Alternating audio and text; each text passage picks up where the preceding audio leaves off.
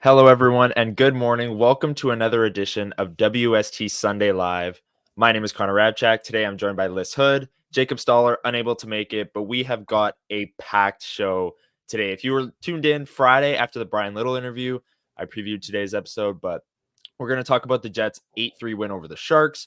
We're going to preview today's game against the Penguins. It's Bryan Little Day. It's the Winnipeg Sports Talk Game of the Month today. Lots and lots to get to. Lyss, how are you doing today on this Sunday? And how excited are you to be down at the rink today for Winnipeg Sports Talk Game of the Month?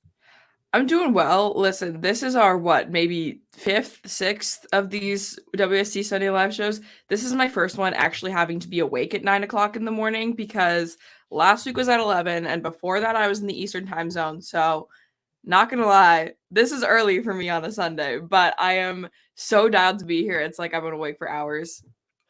Yeah, Double teaspoon of Maxwell House instant coffee today, though. So, we're not quite, it's not all adrenaline. There's a little bit of help here, but I'm so excited. Today's going to be so fun. So excited.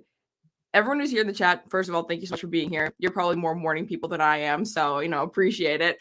If you're going to be at the game today, let us know. We're so fired up. Connor's going to be able to pop in for a bit. I'm popping in for a bit. We're going to be there with Huss. Everyone's going to be there at 316 for a real fun day today. So I am excited. Yeah, section 316. It's a big one. Let us know in the comments if you're going to be there. Like Lyss said, we will both be there. Jay Miller, is Comrie in today? It's a good question. Yesterday, we were told that there would be no lineup updates from Scott Arniel. We spoke to Davis Payne, the power play coach, who did not give us any lineup updates because he's not the head coach. So we will kind of just see when warm-up happens who leads the Jets out. It's a good question, but I feel like this week with how many back-to-back they have, I feel like they're probably going to give Hellebuyck a couple more. I would say it. I feel like once we start getting into those late time zones, the Seattle's, Calgary's this weekend, that's what I feel like we might be able to see an Eric Comrie. I have a feeling we're going to see Connor Hellebuyck today. Not sure how everyone else is feeling. Okay. I say we see Hellebuyck as well. And on this kind of 3-game road trip coming up, that's when Comrie gets in. But yeah, tons of people already saying that they're going to the game today. Let's go. Will there be a "We Want Rutger" chant? I don't know. 316. It's up to you guys. I'm up in the press box. I can't start chants, but it's up to you guys. And yeah, comment saying I say Helly starts 5-0. The Jets are the last undefeated team in the NHL at 4-0, and they're going to look to make it 5-0 today against the Pittsburgh Penguins. So we got a lot to get to. Thank you, everyone, for joining us live early Sunday morning. We really appreciate it. Super big show today. Let's start with Friday's game. The Jets kind of did what they were supposed to against a weak San Jose team. San Jose with no Celebrini, no Eklund, no Smith, no Couture, no Vlasic, and it looked like it. The Sharks did not look very good. I'll put it that way. But what were your takeaways from that game Friday where the Jets just kind of dominated from start to finish? They were up 5-1 2 minutes into the second period, and it just kind of fell over. What were your takeaways? Yeah, I mean, anytime you play against a weaker team, you got two options, right? You can play down to their level and play the worst hockey you've ever played in your life, or frankly, any sport, because this goes all across the board when it comes to team sports and even individual sports, or you can take advantage of the opportunities available. And I thought the Jets did a pretty good job of managing, the offensive zone. They didn't, give a lot of opportunities to the Sharks line, in particular that second line. Think they had like 2-3 shots against, 0 shots against when Cole Perfetti was on the ice. So pretty sweet in that area.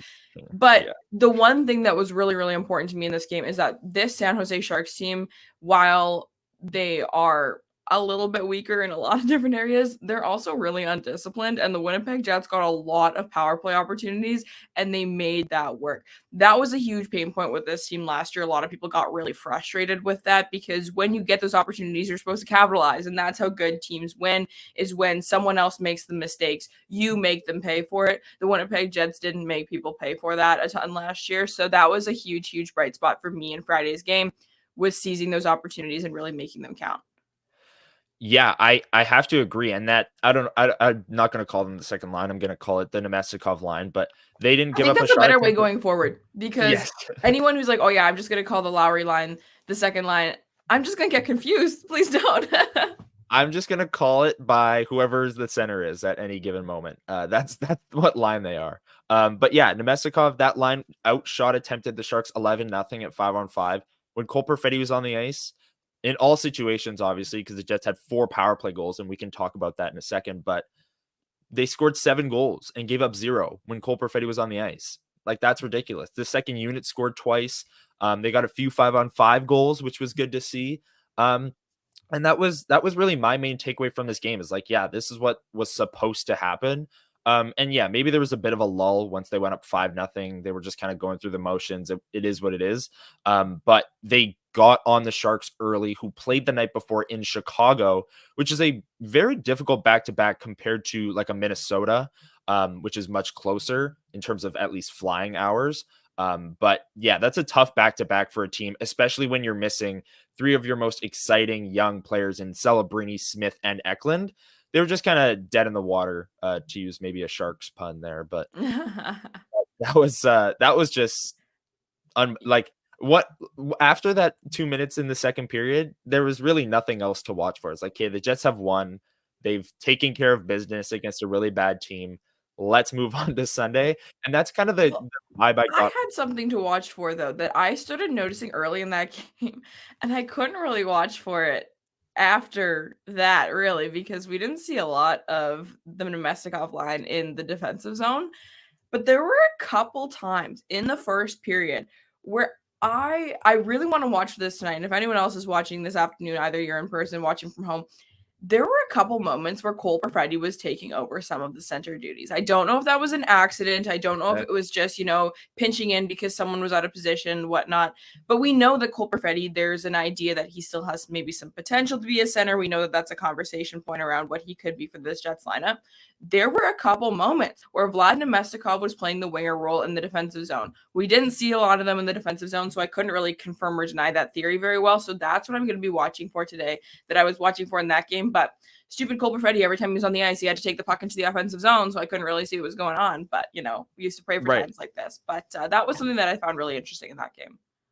Yeah, okay. I did not notice that, so I will be watching for that today. Thank you, Lyss. Choice is saying here, just hope the offensive breakout against a bad team builds confidence for that line and is a jumping off point. That is what Vladislav Nemestikov said post game. Like that line is not back. It's not because the sample size of them being bad this year is much larger than the sample size of them being good this year. So it was still one really, really good game, especially for that second power play unit as well. But today is another example, or another opportunity, I should say, for them to kind of build off that game and actually have a strong game against maybe a better opponent in Pittsburgh. Comment saying Gabe Vilardi breakout game today. Well, that's exactly it, right? Because that's that. the sort of thing that could help so much. And that's, Nikolai Ehlers I want to say, I can't remember if it was the Sarah Orlesky interview at the end of the game or if it was the Kevin Sawyer interview in the intermission. But one of the first things he said, right, was that first power play goal in 2 seasons or whatever. Like, these guys know that the monkey is on the back, right? So I think that that's the biggest thing that can be of a help. I don't care who the opponent is. They're all NHL teams. They can all win any given night. So be thankful that they had that opportunity. And if that gets them going a little bit, someone in the comments earlier mentioned that they thought that there was even another gear left to get from that team on Friday. And I completely agree. And this is a step closer to achieving that gear. And I don't know if they'll need to lock in like that today. We'll see. Again, 31 other teams that can beat them in the league at any time. They're all professionals out here. We see what happens all the time. But I think that was the big, big bright spot from that game. These guys know they weren't perfect. Gabe Vilardi, you're next. We want you to score a couple goals. Holy smokes, though. Did he have a couple of nice looks on the power play? Dude, those passes, I don't even care about the shots at this point. Like, those passes are to die for. Like, they are insane. Like, that pass to Nikolai Ehlers for his one-time goal, he's in the crease. Like, we brought it up on the deep dive. Like, how many players would just jam that puck into the goalie's pads and just pray, be like, oh, I'm in a really good spot, shoot. Well, no, he actually has the patience to look directly at the goalie in the crease and still pass the puck across to Ehlers, who one time's at home. And it's basically a tap in because, like, who's stopping that, right? But yeah, I thought Vilardi said some really good looks. The Jets tweeted out, I think at like the end of the second period, all these players were getting their first goals of the year. Who's next? And I said Vilardi, and it ended up being Perfetti who got his first and second. But I think today you guys will be doing the Macarena in 316 today. Okay, well, let's look forward to that, because Not to get everyone excited or anything like that, but Tristan Jarry is expected to play today. Ooh. Connor, I'm not to put you on the spot here. What do you think his goals against averages for this season? I'm gonna say it's higher than like 3.5. I feel like I'll say like 3.8, 3.7. 5.45.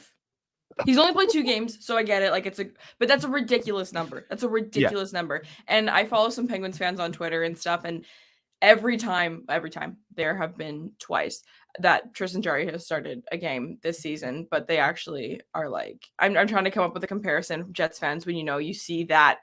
Well, I'm trying not to be mean here. This is a positive day. This is a happy day. Jets are 4-0. We're not going to start dogging on our own guys, but you know how you feel when certain players enter the lineup that you are not pleased about. That is how some of these guys feel when Tristan Jarry starts, and he's expected to play today. So who knows? Maybe that's a good opportunity, because we saw what happened with Blackwood and Vanacek when the Winnipeg Jets had the opportunity, and Tristan Jarry has been, I think, worse probably statistically than those guys in the early start to the season. So could be some positives there, especially Gabe Vilardi's all up in his business, getting in his head. Maybe we'll get a couple of back arena goals here. I'm feeling good about that. I agree. Yeah. Okay.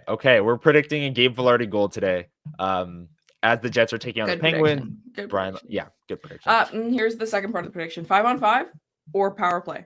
Power play, 100%. Yeah. Okay. No way I'm predicting Thought a 5-on-5 I'd ask, No. No way. But I will say, let's go back to Friday for a second, because they're honoring Bryan Little today, but Friday was Connor Hellebuyck night. Inside the arena, people could take photos with the Vezina and the Jennings and things like that. Connor Hellebuyck had like a bad night by his standards, let in 3 goals on 22 shots. Like it wasn't a vintage Hellebuyck performance. And they were kind of lame goals too, I won't lie. But I was talking to my parents, it's like, I feel like that's how most of his goals look, because he's just so dang good that he's managing these situations so well. The ones he does let in usually look a little bit like stinkers, but he had 3 ones that he might want back in that game too. But like, he's Connor Hellebuyck. It's tough to be like, well, you got to have that one back. It's like, I feel like sometimes I, have to take off my professionalism hat for a second when it comes to that situation, because I'm like, oh yeah, I'm watching all of these players trying to be a little bit objective, trying to give some nice analysis. And Connor Hellebuyck, I'm like, well, I've been really nice about him for about 6 weeks now, so I should probably say something a little bit critical just to, balance it out here a little bit, because when it comes to goaltending, oops, I just unplugged my computer. When it comes to goaltending, I am not the sharpest knife in the drawer when it comes to how to assess them. But, we've talked about Connor Hellebuyck extensively on this show. And, it's not peak athleticism. It's just brilliance when it comes to positioning and reading the game and really, really good decision making. And, in that game, when you play against a team like the San Jose Sharks, you don't always know what's going to happen. That's why I think we see Connor Hellebuyck perform really well in really key games in the regular season.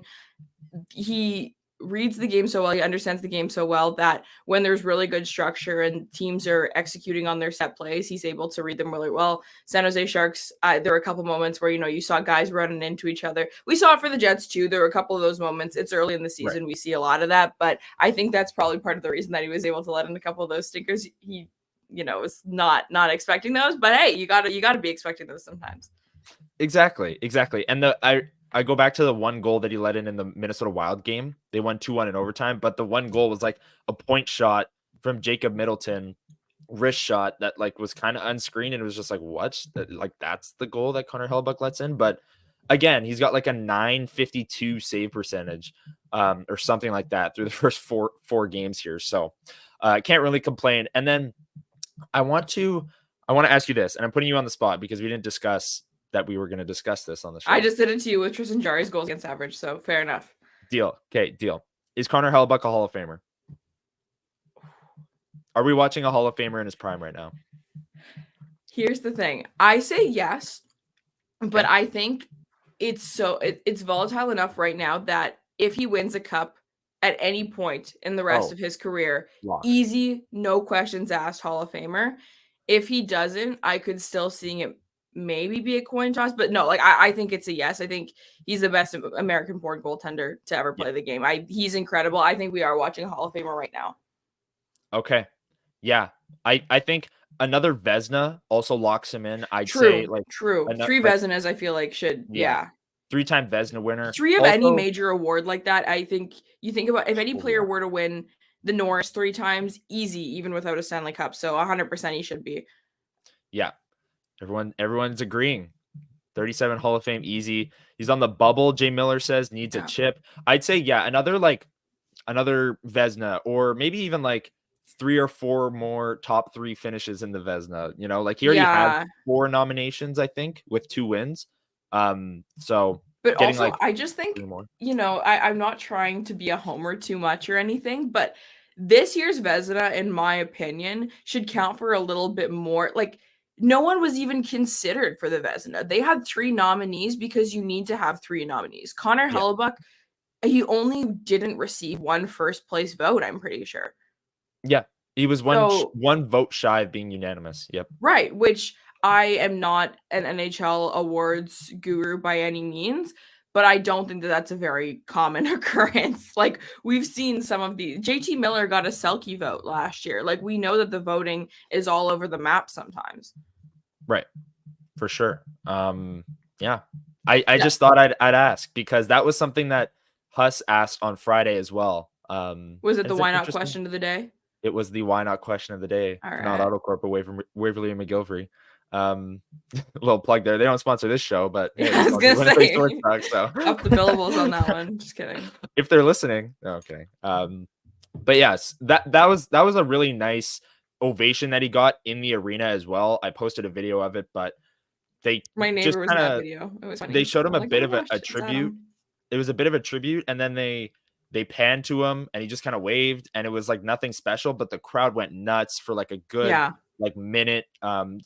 Standing ovation, very, very loud. It was awesome. So speaking of that, actually, because we haven't had a show since the Minnesota game, which is again only 2 shows between today and last Sunday, is crazy. But besides the point, that's where they honored Scheifele for his 300th, I'm pretty sure. And 800th game, and his 800th, or which I don't remember which one it was. Maybe it was both in the little jumbotron thing. This is such a derail, but I just thought it was so cute. He did the little wave and his little thumbs up with his glove on. I don't know why I love when hockey players, breakout players, whoever was wearing big gloves, gives a little thumbs up. It's the cutest thing on planet Earth. So he gave his little wave and his thumbs up, and I was like, this is perfect. Yeah, absolutely. He's just like, thanks guys, thumbs up. But yeah, he got the 300th goal. The 800th game was on the Sunday against Minnesota, and then Connor Hellebuyck night on Friday, Bryan Little day today. So a lot of celebrating going on, not only off the ice with milestones and players coming back, retiring as Jets, but on the ice as they are 4-0, look to make it 5-0 today against the Penguins. We did talk a little bit about what we're watching for today. Earlier on with, we predicted Gabriel Vladdy to score a goal. That's what we're watching for. But is there anything else that you're kind of locking into today, Lyss, before we talk about Bryan Little? We'll save that conversation for later on. But anything you're watching for today as the Jets take on the Penguins that you maybe you saw, like the Cole Perfetti thing on Friday? Anything else you're watching for today as the Jets take on the Pens? So the Pittsburgh Penguins are another unique team. We have 32 of them in the NHL. That's nothing insightful, but they are a little bit weaker, but they also have some players who someone in the comments mentioned earlier that, some of these players probably idolize Sidney Crosby, right? Like Sidney Crosby is top 5 to ever do it. I am a Sidney Crosby fanboy till I die. Like, absolutely incredible player. The players on the Jets all agree. I saw the little clip they did in the Friday game where they did the little, what is it? The game where they put the team on the board and they're like, who would you go for a beer with? And they put Caps logo and they're like, we want to go with Alex Ovechkin. Right. A lot of the players, whenever it was an on ice question, were referring to Sidney Crosby, right? Like, I'm not giving you any novel information here. Love Sidney Crosby. Preamble for my actual point. Very curious to see if this is a game where we have some D pairing matchups as opposed to forward line matchups, and they send out Neil Pionk against the Sidney Crosby line. I would be very interested to see if that happens. We've talked about this before on the show, how Neil Pionk is a really, really solid one-on-one defender. This is why a lot of people are really, really upset when people are hard on Neil Pionk because they talk about the high impact times he's been really good, like against Connor McDavid in that playoff series a few years ago. Right. The way I kind of describe Neil Pionk to people and try and look at the situation is that it's quantity over quality, right? Most of the game is played defending zone and structure and team on team, and he struggles a little bit more at that. When he's defending one-on-one, he's really, really excellent. And those are the times that really count and really matter, but they just don't happen as much. So if you're watching the full game over the past few years, there will be more moments where you get a little bit frustrated with Neil Pionk, but then with those really big, he is one of the guys in this team that I would most want covering a one-on-one guy coming down the ice, making sure that that shot gets pushed out to the perimeter. Connor Hellebuyck has an easier chance faring that one.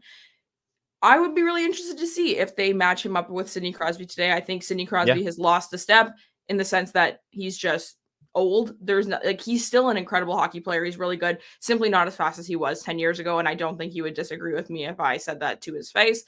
I would love to see that. I think it would be huge for Neil Pionk's confidence. I think if he managed that situation really well, which I think he would in this situation. So I am looking for that. I'd be really interested to see if they try and do that again. They might match it with, a forward line, and they might match it with the Josh Morrissey pairing. But I'd really like to see that. I think that would be really good. The Pionk-Samberg pairing has been really, really good. So I would love to see them get a little bit more responsibility in a game like this. Absolutely. I agree with everything you said. And also the matchup is interesting because I was just searching up the Penguins lines, and prepare yourself. But Anthony Beauvillier is skating on Crosby's left wing with Brian Rust. Drew O'Connor is skating on Evgeny Malkin's left wing with Ricard Raquel. So they're clearly going with this kind of like duo and then just a guy as their like forward line combination. Which is the formula, in my opinion, but I digress. for a team like the Pens, I think it's definitely the formula where, you have Crosby and Rust together, and it doesn't really matter. Which one's the guy? Is it Drew O'Connor or Ricard? I can't even say Ricard Raquel because Raquel's been bad. Raquel's been bad. I'd say it's Drew O'Connor. Yeah, no, I agree. But yeah. Mm-hmm. And then they have Eller and Puljujarvi paired together with Valtteri Puustinen. Never heard of that name. Kevin Hayes, Cody Glass, Nola Chari's their fourth line. Grzelcyk, Letang, Pettersson, Carlson, Graves, and Ryan Shea are their defense pairings. So they got rid of all of their kids, hey? It wasn't just McGroarty that left, because they had a couple more that got scratched in that first game that McGroarty got scratched. I guess they sent them all down. Wow. Yeah. Yeah. I wonder how Jets fans would have felt if that was how the situation we found ourselves in, where it's like, oh my gosh, Chibrikov, Salmonson, and Lambert made the team, but then game 4 of the season, they all got sent back down, because that's what happened with this team. Yeah. Damn, well, that's pretty... also, we don't need to get into a Rutger McGroarty discussion, but he didn't play his way into the lineup. Like, it's almost like he needed AHL time all along, Like who would have thunk it? Who would have thunk it? That playing 2 years of dominant hockey in Michigan against a bunch of other random college, like, never mind. Yeah, right. You said we're not doing this. Yeah, let's move on. Let's move on. But I will say, watching Sidney Crosby is always super fun. Every time the Penguins come to town, I'm reminded of the first Jets game I ever went to, which was the first Jets win since they came back, or home win since they came back, which was the second game against Pittsburgh. They won 2-1. They scored like 9 seconds into the game because Letang like face planted off the opening faceoff. Awesome memory for me is like seeing the Penguins and seeing Crosby that young. And yeah, it's awesome that he's still doing it and at a really high level. And what is he, 38 years old now? So it's incredible. He signed another 2-year deal for $8.7 million because of course he did. And it's going to be really fun to watch him today. And I think should be a little bit more of a track meet than maybe the Jets have played the last couple of games. Like the San Jose game was a track meet because San Jose is not very good, but the Chicago and Minnesota games were very structured, tight games. I wouldn't really view Pittsburgh as like a structured team, especially with like Letang and Carlson on their back end. They like to get the puck up quick and play offense. So I think you might see a little bit more of an open game today. And yeah, I think it's interesting that matchup you brought up because I think the Lowry line will be on Crosby. I think that's like no doubt that they'll match that line up. I also think that if you're matching up the forward lines and doing stuff like that, they might match up the D pair with that forward line and play Samberg and Pionk as much as the Lowry line and play Morrissey and DeMello with the Scheifele line who might get the Malkin line at 5-on-5, right? The matchups are going to be really interesting today because like we said, the Pens don't really have depth, but they're doing this whole like match up the duo, play them with a guy in their top 6. So it'll be interesting to see what that looks like. What about the power play list? I want to ask you about that because they're 7 for 14. They went 4 for 7 on Friday. Gabriel Velarde doesn't even have a goal yet. He led the Jets in power play goals last year. What do you think's working so well for that power play through the first, 4 games in? And obviously 50% is not sustainable, but are you seeing parts of that power play that makes you think, okay, this could be a top 12, top 10 unit this year if things go well? I'm so glad you asked because I came up with something yesterday when I was watching the game. For context, I didn't watch this on Friday. I only watched it yesterday. So I was watching with a little bit of hindsight bias, but I hadn't seen a single goal. So it was very, very exciting to kind of watch how this was going. Besides the point, I remember 2017, 2018. Okay, I know everyone is tired of hearing about this year, but just listen to me for a second, right? So we remember that there were a lot of threats on that power play. Connor on one side, Scheifele in the bumper, lining on the other side, Wheeler managing it from the bottom, and Dustin Byfuglien at the top. This is something that I believe it was Murat Atesh that first brought it up to me, and he was talking about it. I was like, you, as always, articulate things so well, but this is such a fascinating thing that I feel like I sort of noticed, but you put it into words in that there's a basketball term for it, something called like a gravity score, whatever. When you have a really good shooter at the top of the circle, the defending team pushes up because you're like, oh crap, this guy is shooting. When Dustin Byfuglien was managing the point, that was one of the most insane threats you could possibly have at that stage in the NHL on the point like that. The defending penalty kill forwards were a lot higher up, which opened up those 3 shooting threats for Blake Wheeler in the middle, and that's why they were able to score as well as they did. Yes, you had to have guys who were able to finish. Yes, you had to have a Blake Wheeler who was able to position the puck so well in those passes, but the lane was so much bigger because these guys were being pulled up to the top a little bit, okay? We remember this. I think we are starting to see something similar, but with Gabe Velarde. These penalty killing defensemen see this threat in front of the goaltender, and they're like, he's all up in the goalie's business, but he's not drawing a penalty. He's passing the puck. He's shooting the puck. What do we do with this? And all of a sudden, there's a little bit more space for the other 4 guys to manage. And that's, I think, part of the reason. Yes, part of it's coaching as well, but I think that's why the power play is so fluid. I was watching this yesterday, and I was like, you know what? I'm going to go with this theory. I think it makes a lot of sense. So what do you think of that? Yeah. I mean, it's kind of what we discussed on the deep dive as well. Like I brought up on the deep dive that he's the best power play threat the Jets have had since Patrick Laine, in my opinion. And that's part of it because he can make so many different reads from that net side position. And it's not just, there's been opportunities for him to take the puck out and shoot it, and he has done it. And the goalie's been right there. But he's going to score a goal here in the next couple games. He's going to get a backdoor pass from Kyle Connor on the 4-on-3. This to further your point. Gabriel Velarde is being respected so much at the side of the net that on a 4-on-3 situation, Kyle Connor gets the puck at the circle and Gabe Velarde sitting back door, and Philip Gustafsson, after sliding over, pops back off the post because Kyle Connor is looking at Gabe Velarde, and then Kyle Connor roofs it over Philip Gustafsson's shoulder, and they win the game in overtime. So he is being respected at that back post, not only by defenders, but by goaltenders as well.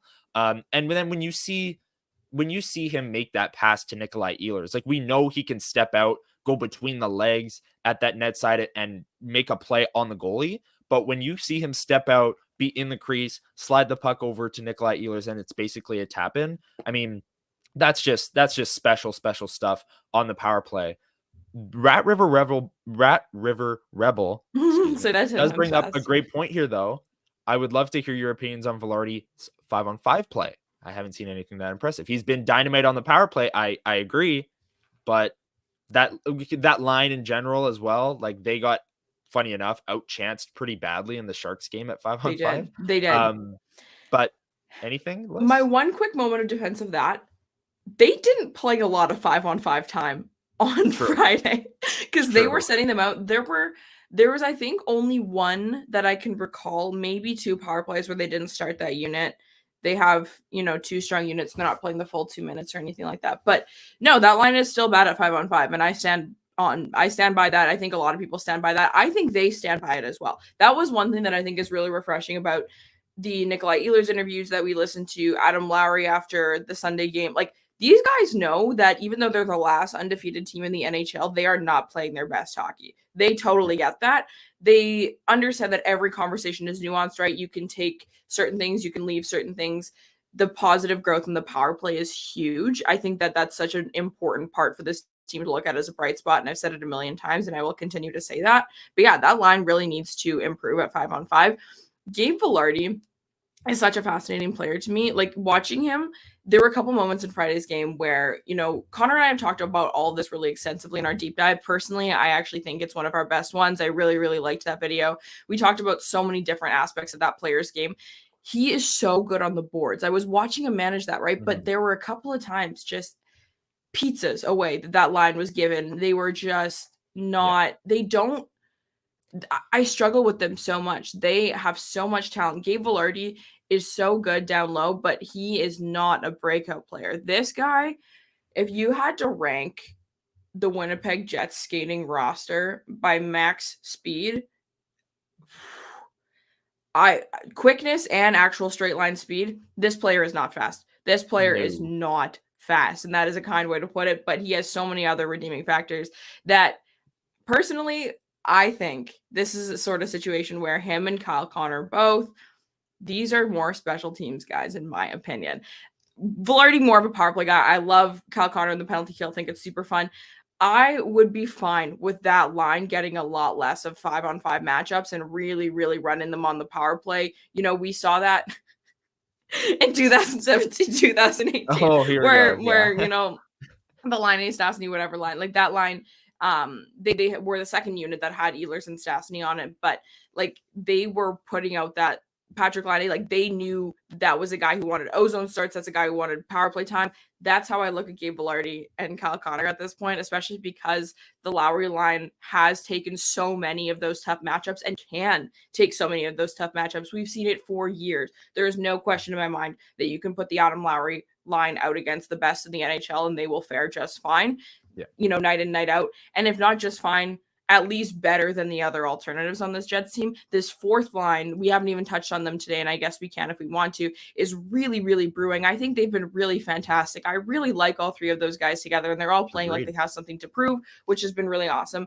And if that second line can start spicing it up a little bit, you know, or we can split up those first two lines, but we could talk about that some other time. Really not the conversation point to get into when this Jets team is 4-0.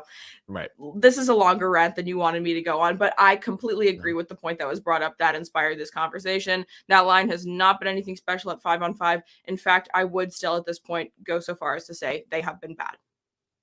Yes, I would agree, because honestly, looking down at each game, they haven't dominated a game at 5-on-5 yet. They've had power play dominance, and that matters big time because they're 50% on the power play, and they scored in the Minnesota game in overtime to win the game. Like power play success matters. It's what we ranted about all year last year was, just imagine if this team could get it clicking on the power play, how good they would be, right? Now they're really good on the power play, but their 5-on-5 offense is taking a massive step back, at least through these first 4 games. I think I don't want to get into that discussion, but we've talked about it at length. Nikolai Ehlers probably a better fit for that top line. A lot of people, or a few people in the comments saying, you know, Vilardi needs a play driver. I agree, because of that speed, because of that kind of transition deficiencies, I'd say that line has. There's a player that's pretty good in transition in the Jets top 6 that would help that out a little bit. But I don't know. It's something I'm gonna also.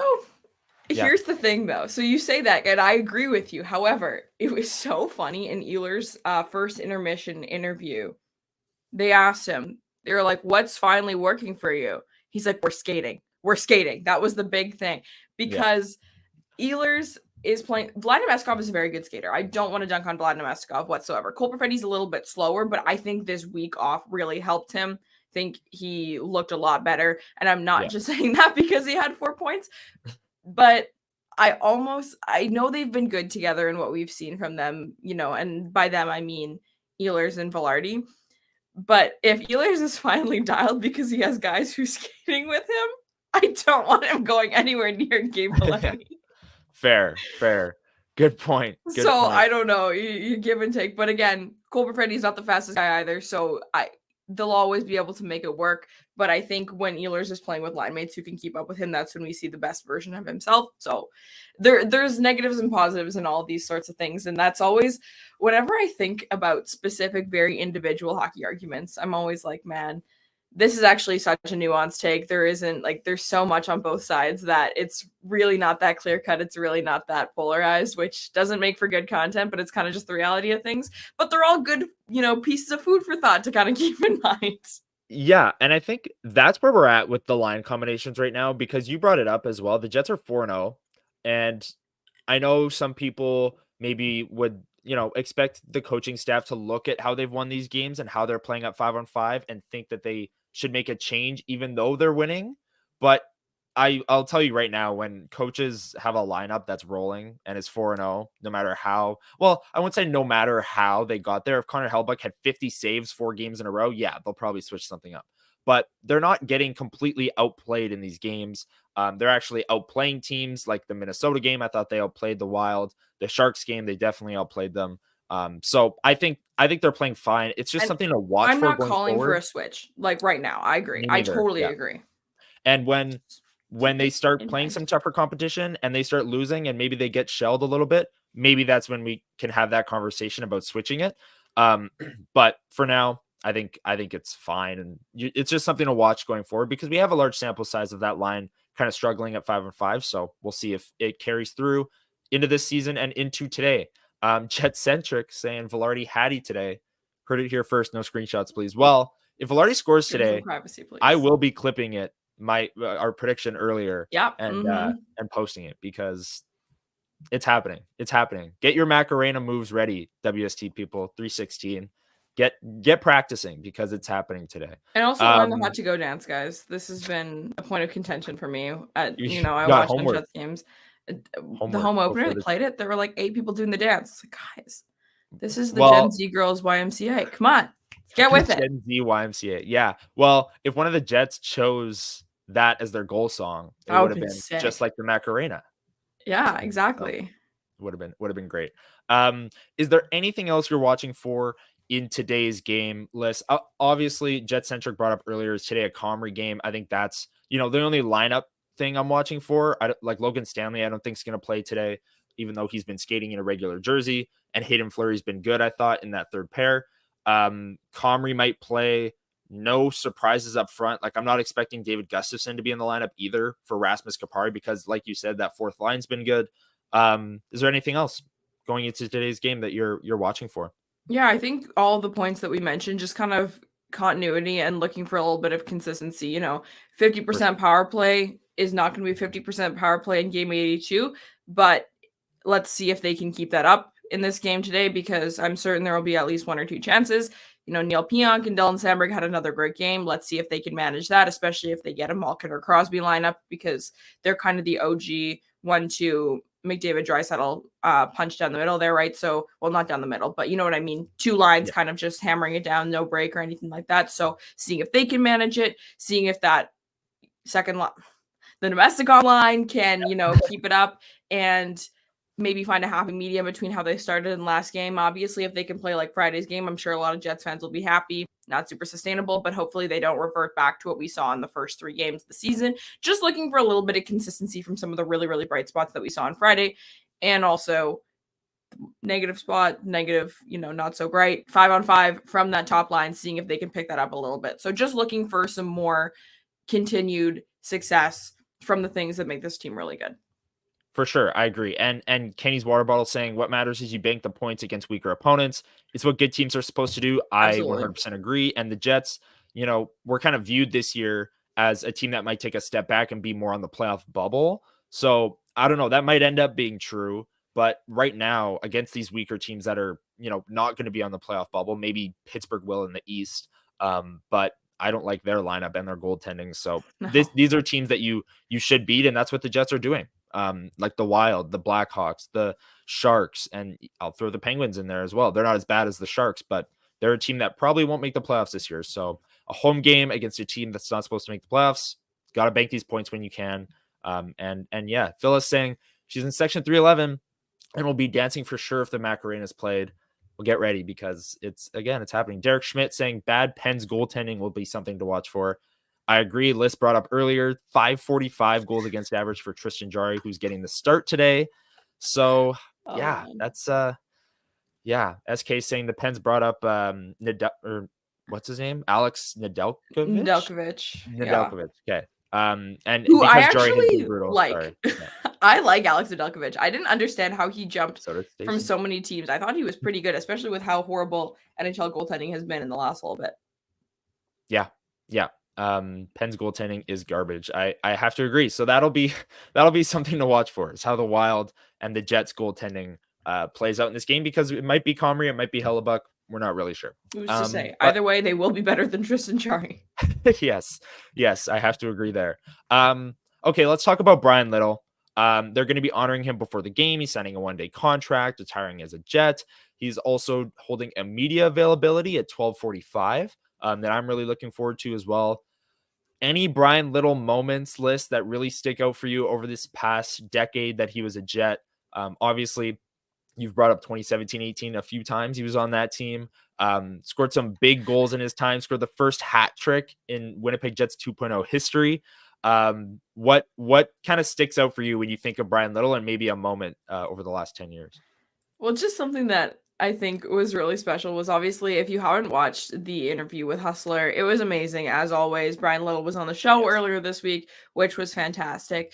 And it was one of those things that when he started speaking, I was like, oh my gosh, that voice. And it had this sense of nostalgia. It was like, when the other day my sister texted me about like a game we played when we were like 6 years old, and she sent me a photo of it. And I was like, wow, that was so nice. Like, I remember playing that game, totally forgot about it until just now, but it's like I never ever left it, kind of thing. And hearing his voice, I was like, oh my goodness, so many years of just really kind and candid interviews, so many years of just being a team player for the Winnipeg Jets, that I think those are the sorts of guys that don't always get the respect they deserve. Not from Jets fans. No Jets fan that I've ever seen has ever disrespected this man. Don't get me wrong, I am not putting this on you.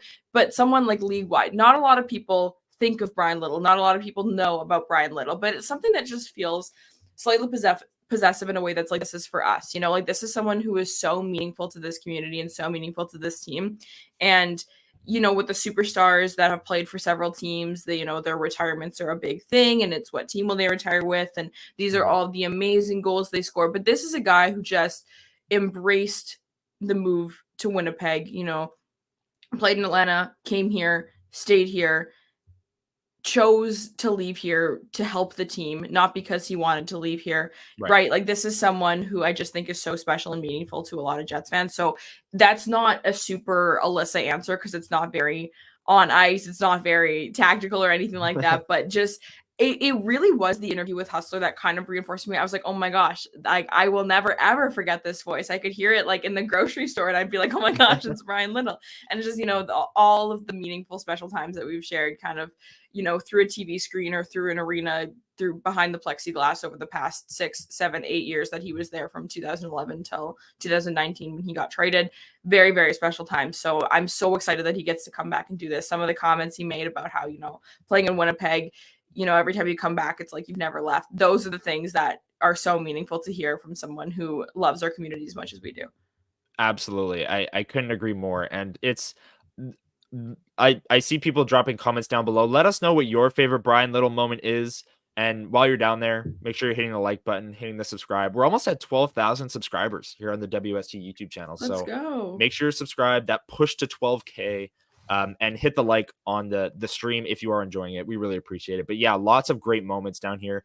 The outdoor game-winning goal here by Jet Centric. I was at this game, and I remember people. It might have been the first WST Sunday Live when they just announced Little, saying like that game wasn't that cold.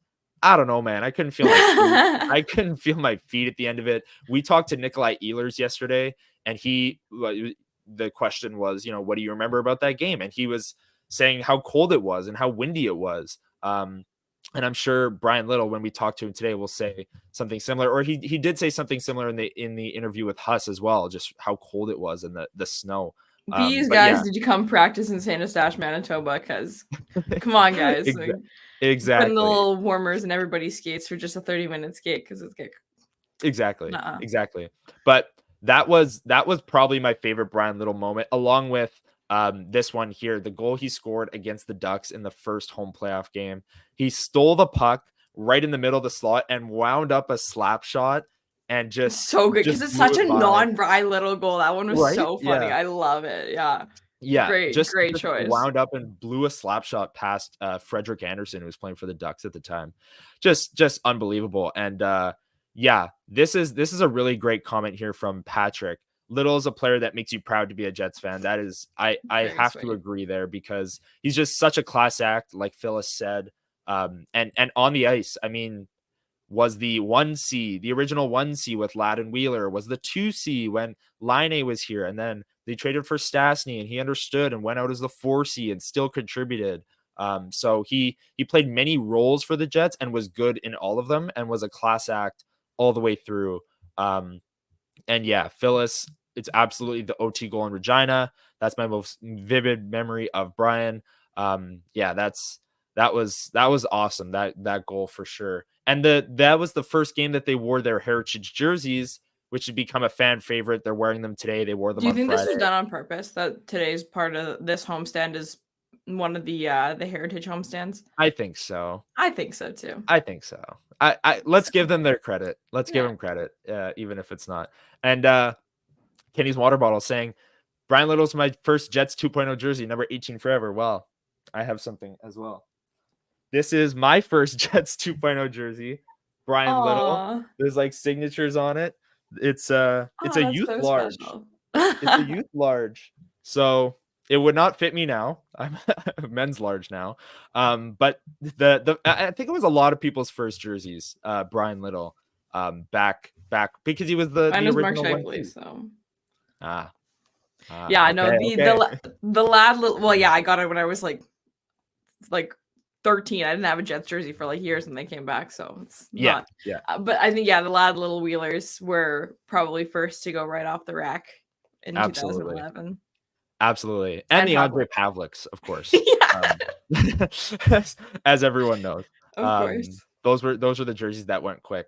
The Bryan Little ceremony, I'm really excited to see what it's gonna be like. Like, are they raising his banner kind of up with like Little 18? Will it be heritage colors? Will it be the new Jets colors? Because he's the first new Jet that's getting his number raised into the rafters, right? So that's going to be really interesting to see. And I'm also really excited to see everyone pregame, because it is the Winnipeg Sports Talk game of the month. Outside section 316. So that's going to be fun, talking to people about Bryan Little, about the Winnipeg Jets, about whatever pregame. I'm really excited to see everyone. Lyss, anything else today on the Bryan Little like ceremony? I know you're going to be in the building. You're going to be there at the WST game of the month, little pregame party that we're having. I'm excited. I am going to wear such a cute outfit too. I've decided. I bought a pair of new boots the other day, and I was like, today's the day we're going to wear them. But just not really about this, but just a comment on the heritage jerseys, because everyone's saying like make them the number one jerseys, like, because they're so sick. They're so nice. I struggle with the numbers. I think they are the most beautiful jerseys. They're so nice, but maybe it's because I'm blind, because I am, but like I can't see if I'm not wearing my glasses, my contacts, and even with those, it's a little rough. But I struggle with the numbers on those. I can't see the numbers as well as when they're white. I don't know. I'd be really interested to see if anyone's in the chat that's really good with, handy with graphic design, anything like that. I'd love to see a mock-up of what they would look like with white numbers. I don't know if it would take away from the charm of them, but like the numbers are rough on those jerseys. But like just looking at it, like hanging up like on the wall or something like that, most beautiful jersey, no questions asked, in my opinion. But just a point of contention that I have with them personally. I mean, I'm always here for a good jersey discussion. And the heritage, I agree with Jay. Everyone loves them, and I get it. They're gorgeous. If I was in charge of the Winnipeg Jets for one day, the jersey kit going forward would be home heritage blues and away reverse retro 2.0, Yes, the great whites call. with the light blue. Great Those call. would be the jerseys going forward. That would be it. Absolutely. No, because in my opinion, the logo, I prefer the Jets The Reverse logo. Retro 2.0, the rocket logo there, like that one. I don't know what they're called, whatever. I prefer that logo. I really, really do. I think it's so sharp. So good. It's so nice. And then you get the blue, just kind of, it's just like, I don't know. It looks, I think it looks so much better than the current away jerseys. And it's kind of a modern twist on the old, you have the old logo there. It's kind of the same thing as the old jersey design, but very, very modern and blue, and it's really nice. And I have to say that would be, I'd honestly even take that being the away jersey. It was a crime that those were just 1 year, one and Oh, done. bring them Like, back, dude. They're so nice. bring them But I mean, back. hey, who's to say though? Because Anaheim had 2 years, no, only 1 year of Right. orange reverse retros that everybody ate right up. And Right. look what happened. So who's to say? Because I actually think that the reverse retro 2.0 is even more likely, just because I think the color scheme is something that the team is really committed to, and I understand that. So I feel like, I don't know. I'm not giving up hope yet because those are nice. They are so slick. So slick. Well, we can start the petition, and hopefully, I'll bring the paper today, and I'll get everyone at the WST It's so pregame funny. party to sign. Pro tip for So everyone, if you're ever feeling like you're like low on engagement on Twitter or something like that, just like make a tweet with 4 pictures of guys wearing heritage jerseys and say something like nicest kids in the league or whatever, and you'll go viral on Winnipeg Twitter. And it'll hit outside of Winnipeg as well because everyone else in the league agrees. So pro tip. Marketing. I'm gonna do that this afternoon and just see what happens. Do a test and clip this underneath and be like, Yeah. Yeah, I love the simple jersey designs as well, like that road reverse retro jersey. So that one's nice. very, very simple. But yeah, a lot of people agreeing with the numbers, and I have to agree with you as well on the numbers. Like, it's not that when I'm there at the games up in the press box, you can kind of see everything on TV. If I'm ever not at the game and they're wearing their heritage, it's a lot tougher, I will say. But I agree that maybe they could use some tweaks, either with the numbers becoming white, or as Jay Miller said, a white outline of the numbers would help a lot, I think, because I think it's a navy blue with red outline on the numbers right now. Or it's red. It's the dark red on the navy jersey. That's what it is. And exactly. it's just tough. It needs a little bit of contrast or something. But it does. I agree. Is there anything else that you wanted to talk about before today's game, Lyss? The heritage jersey. Not before today's game, but I have something I want to bring up. Okay. Yesterday, I was speaking with my dad. My dad is a very supportive athletic reader. My dad reads pretty much everything that is in and around Jet spaces on the Athletic. So he says to me yesterday, when we're watching the game, we're doing the rewatch, Corey Pronman on October 18th, 2024, 2 days ago, published a 2020 NHL redraft.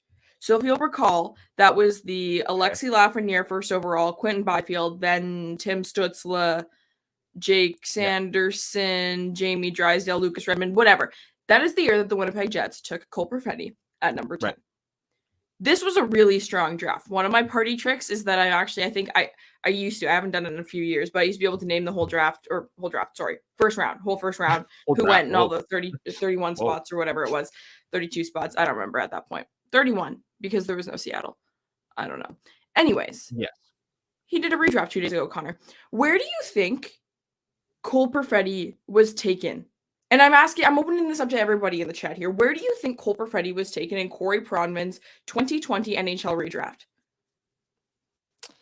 Okay, I didn't see the article. I'll just put that out there just in case I get this, like, I guess it right off the bat.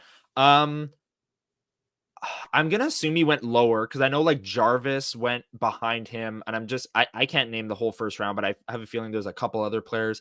I'll say like 12. 19. Wow. You're telling me there are 18 players that are better in this draft than Cole Perfetti? I literally didn't believe my dad. And I was like, read all of them to me. Connor Zary got drafted ahead of Cole Perfetti in this. JJ Peterka And Braden Schneider was the one that actually made me almost stand up and say, what? Like, Wow. okay, Caden Gooley, sure. Jamie Drysdale went at 16, so like RIP. That's I'm like Marco Rossi being ahead of Cole Perfetti, fine by me. Jack Quinn in the redraft was taken at number 10, Connor. Oh my goodness. I don't know why I have a personal vendetta against Jack Quinn. Well, I do know why. It's because everyone was like, he's better than Cole Perfetti when he was actually just a Marco Rossi merchant when he was playing in Ottawa or Oshawa or wherever he was playing. 67s, right. Generals, 67s. He was with Marco Rossi in the 67s. And like number 10 in this redraft, I'm going to pull up Jack Quinn's hockey database because I have it open on my phone at all times. I can just find it. He's played in the NHL for 4 seasons. His first season only played 2 games, 2 points. Good for him. 37 points in 75 games, 19 points in 27 games, 1 point this year in 6 games. Like, why? Huh? I'm sorry. I was so confused by that. Well, my favorite one is at number 4 is Alexander Nikishin was taken at number 4 in the redraft of the 2020 draft because, why not? I don't understand that at all. Has he even played? I don't know. He hasn't even played Brock for Carolina, right? I understand. I don't know. I really don't know. I know that he's good, but I don't remember anything about seeing him having any form of NHL success. Maybe he has, maybe he hasn't, but I was shocked when I saw this. And so Corey Pronman, if you're watching WST Sunday Live at 9 a.m. on a Sunday, what? Explain yourself. Definitely is, as we make fun of his redraft. But I'm not making fun of it. I am just shocked. I just can't believe because Scott Wheeler did one the year before and Cole Perfetti was taken at number 4. Like, I'm just so confused. And like, he didn't have a bad year last year. Like he got off to a crazy good start, hit the wall, got scratched down the stretch, was good every game he got put in. When after the long goal drought, he did struggle for that time. He finished with 38 points in 71 games, and like off the first half of the year, he was like a point a game player, and then fell off. But like he's still better than 19. That's ridiculous. Like I think the one that Nikishin is just funny. I don't know if I like what, but like Connor Zary, come on. What are we doing here? Come on. It's recency bias because he scored that nice OT winner against the Canucks on their Must be opening what night. It is. Well, you know what? Write this article again after Cole Perfetti had 4 points and toe dragged and made 2 San Jose Sharks penalty killers look ridiculous. Goal. That was a sweet goal. And his second goal was really nice too. It was nice. Anyways, besides the point, just wanted to bring this up because I was like, whoa, like that's crazy. I totally understand. Like Brock Faber was one of those guys who was drafted really late in that draft who's been so amazing. Seth Jarvis fell to like he wasn't that far behind. He was like 14, I think he might have been, or something like that, because there was a question of whether or not the Jets would draft the Winnipegger, everything like that. Totally fair. I'm not saying Cole Perfetti should even be top 10 on this list. A lot of these players have been really, really good. But 19, like someone said in the chat, I took that personally. No. Wrong, Corey Pronman. Wrong. I really respect Corey's opinions on everything. I read a lot of his stuff, so I'm not actually beefing with the guy, but I just can't believe this. I'm gonna have to sit down with him and then have a chat about it. Yeah. I think we're gonna have to. So, a few petitions being signed today. Heritage jerseys become the regular jerseys, and the reverse retros become the away jerseys. And we do a redraft of the 2020 NHL draft. And Gabe Velarde score a goal. And Gabe Velarde scored a goal. Okay, those are all the predictions from WST Sunday Live.